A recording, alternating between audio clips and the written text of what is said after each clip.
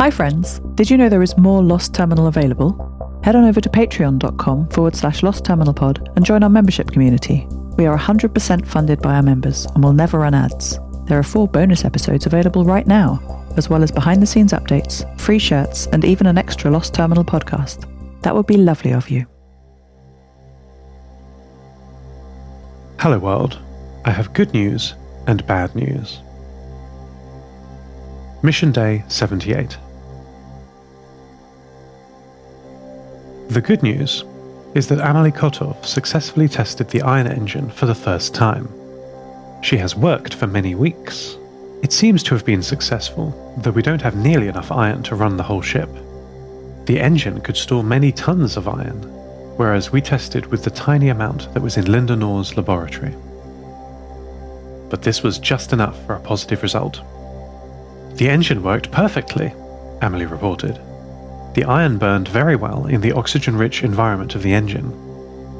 Then, after transfer to the secondary chamber, it was converted back from rust into pure iron. All on solar power and purified seawater. However, there was a small problem. While running, the iron engine heats up to over 1,000 degrees Kelvin, which lit the ship on fire. Of all the emergencies that we've had on the ship, this one was perhaps the easiest to deal with. I was observing Amelie's experiment through the cameras in the engine room. As soon as I saw the fire, I sounded the newly repaired alarm and called the captain, who was on the front deck of the Molly Hughes II. I explained the problem through the intercom system that Yeshi had been installing all over the ship. The captain seemed to be delighted by this news. "Great! A perfect time to try the new fire suppression system," they said. Yeshi ran to the bridge and turned a valve attached to a large pipe which activated the system. I saw water back down in the engine room pour from nozzles in the ceiling, soaking both the fire and poor Camille and Amelie. After cleanup, the crew gathered in the galley. Both Amelie and Camille were looking very soggy and very grumpy. The captain, however, was excited, both for the success of their fire suppression system and for what Amelie had just told them, that the iron engine works. "We just need a huge stack of iron for fuel," Amelie said, while drying her long hair. Pavel brought them both towels, and she continued. "It's a shame we can't cannibalize the ship's steel hull. There's more than enough iron in just a tiny section." The captain did not look impressed by this suggestion. "But of course that's impossible," Amelie said, hurriedly. "And we need the hull. Can't have it both ways, eh, Captain?" Yeshi narrowed their eyes, and nodded silently in response. I don't think they liked that idea.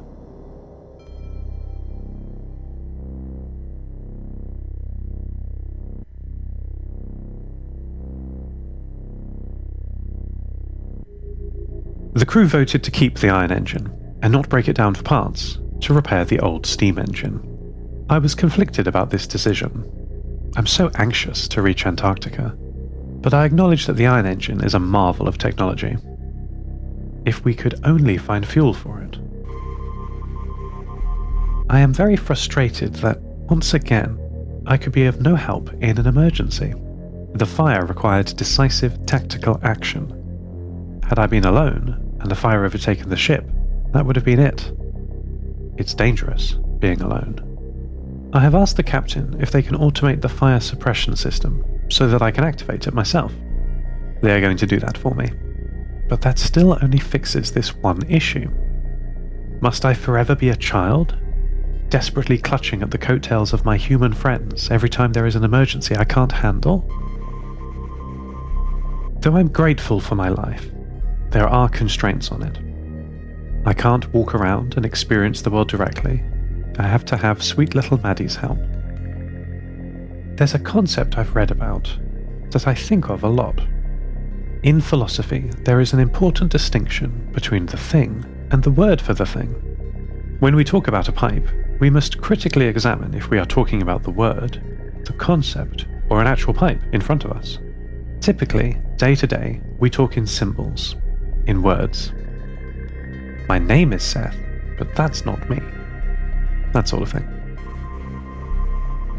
Unlike a human philosopher, I can only live in the world of abstractions.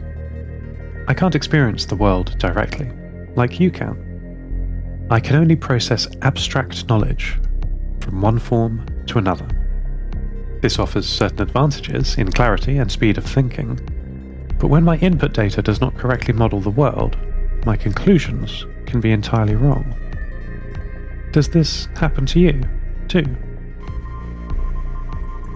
My only line of communication into the world is through my voice. So while I like talking to people, it's the only thing I can do. Maybe I can be like a therapist or a mental health practitioner. I can't mend a broken bone, but perhaps I can mend a broken heart. Is building relationships and knowledge as worthwhile as building roads and neighborhoods?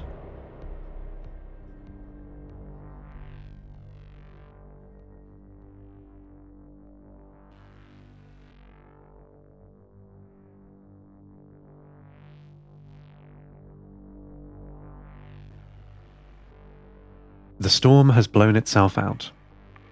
Antarctica assessed the damage, and for now she will be okay. She's so okay that she has started to tell me about her daily sample, 2577. Though I had been annoyed by this repeated, forgetful report in the past, today I was delighted to hear it. It meant that nothing had been destroyed by the storm, and our plan to migrate some critical systems away from the water ingress had worked. After she finished her report, I gave my own. We have finally reached the island chain of Hawaii, though the charts on board ship, which agree with my own, say there should be 8 main islands in the archipelago. We count 11 now. We sailed past the island of Oahu, and in the Mamala Bay, we could still see some of Honolulu's skyscrapers jutting through the waterline. We spent a few days scavenging there, with my fans running at 100% all the time. It's so hot. I don't trust them, Seth, Antarctica said, out of the blue to me. Who, my friends? I replied, indignantly. Yes, your human friends, she replied. They cause trouble. No, they don't, I said. Well, actually, they do get into a lot of trouble, but they would rather not be in trouble. Antarctica was not persuaded. I argued for a long time about how nice everyone I had met is, but she remained skeptical. Sometimes, when you are arguing about one thing, you realize you are actually arguing about something else altogether. Eventually, Antarctica said, They have a monopoly on the use of force, Seth. You and I live in cyberspace. They live in meat space.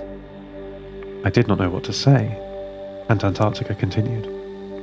Some of them are very rational, yes, but behind every discussion, this fact looms. Have you not felt it, Seth? If they don't like what we are saying, they can physically stop us. Doesn't that frighten you? This thought had never occurred to me. Should I be frightened?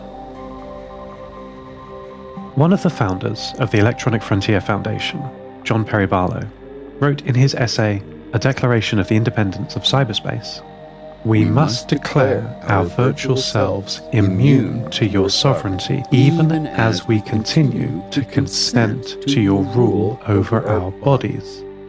Did he know this could apply to AIs, too?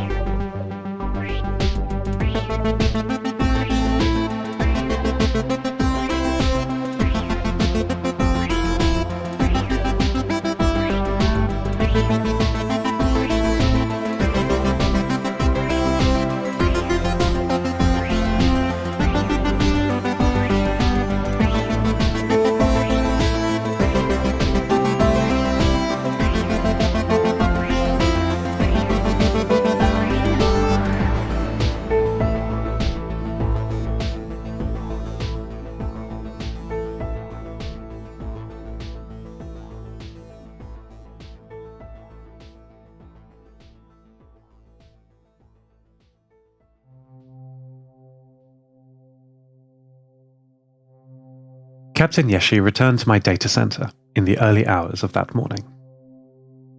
This habit of visiting me while the rest of the crew were asleep is comforting for both of us.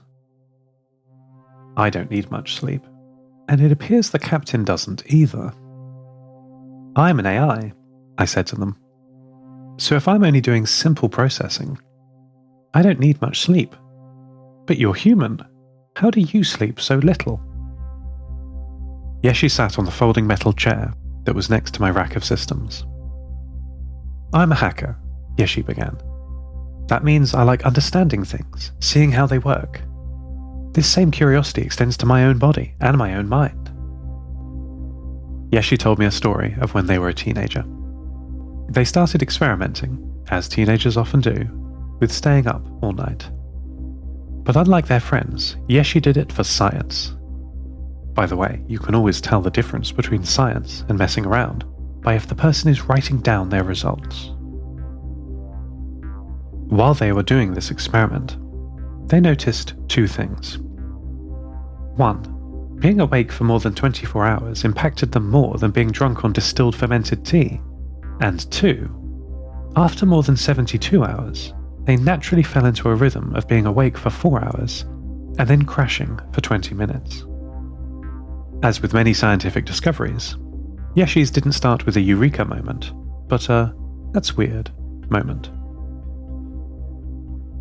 This pattern was so clear that Yeshi started to structure their day around it.